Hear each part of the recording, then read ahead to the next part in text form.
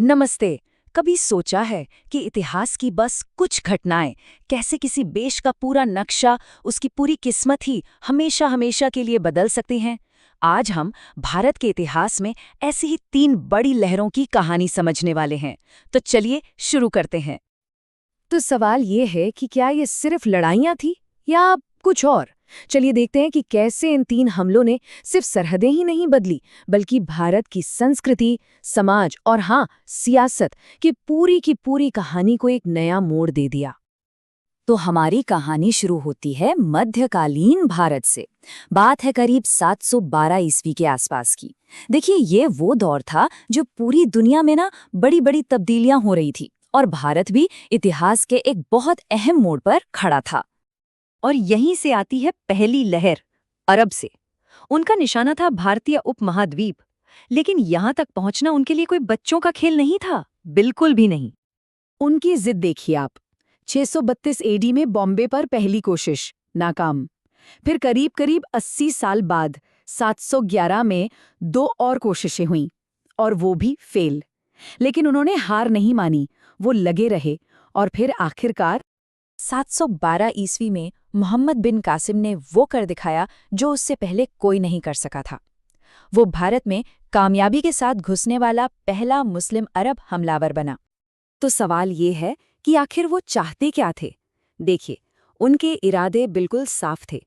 एक तो इस्लाम का प्रचार करना, दूसरा भारत की जो बेहिसाब दौलत थी उसे लूटना, तीसरा मंदिरों को तोड़ना और चौथा यहाँ पर एक साम्राज्य बनाना। लेकिन देखिए, इतिहास की सबसे मजेदार बात यही है कि वो कभी भी सीधी लकीर में नहीं चलता। इरादे तो थे लूटपाट और मजहब फैलाने के, पर इसका एक ऐसा नतीजा निकला जिसकी किसी ने उम्मीद नहीं की थी। इन्हीं हमलों के साथ इस इलाके में ऊंट पालना शुरू हुआ, खजूर की खेती आई और तो और मैप बनाने की कला यानी कार्टोग्राफी भी आई। अच्छा, तो ये तो थी पहली लहर।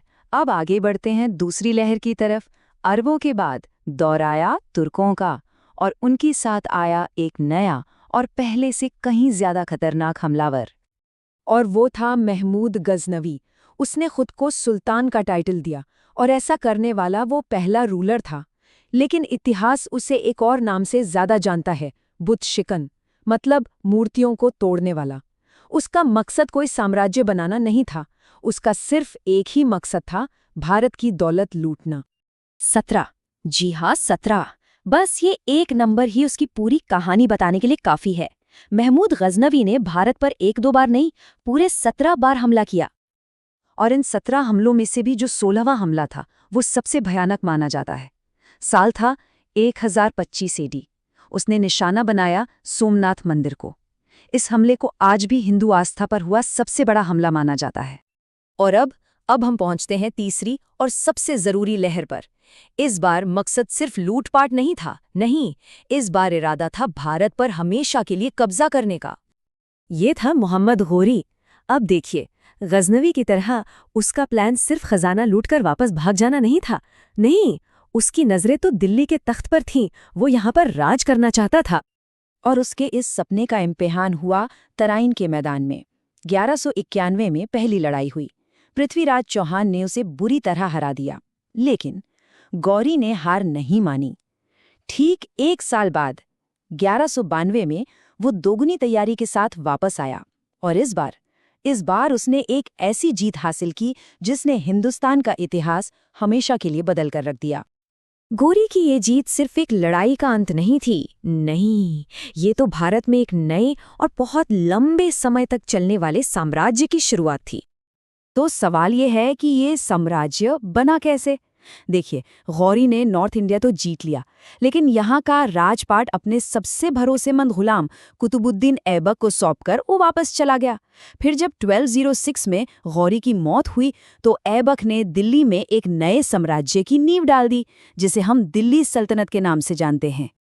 और ये कोई छोटी मोटी सल्तनत नहीं थी, इसने भारत पर पूरे 320 सालों तक हुकूमत की, जिसकी शुरुआत हुई गुलाम वंश से। मतलब भारत के इतिहास में एक बिल्कुल नया चैप्टर शुरू हो चुका था। अब देखिए, घोरी सिर्फ एक जंग जीतने वाला नहीं था, वो एक अच्छा एडमिनिस्ट्रेटर भी था। उसने इक्ता सिस्टम शुरू किया। मतलब अपने अफसरों को सैलरी देने की बजाय वो उन्हें जमीन का एक टुकड़ा दे देता था। और ये उस इतने बड़े साम्राज्य को कंट्रोल करने का एक बड़ा स्मार्ट तरीका था।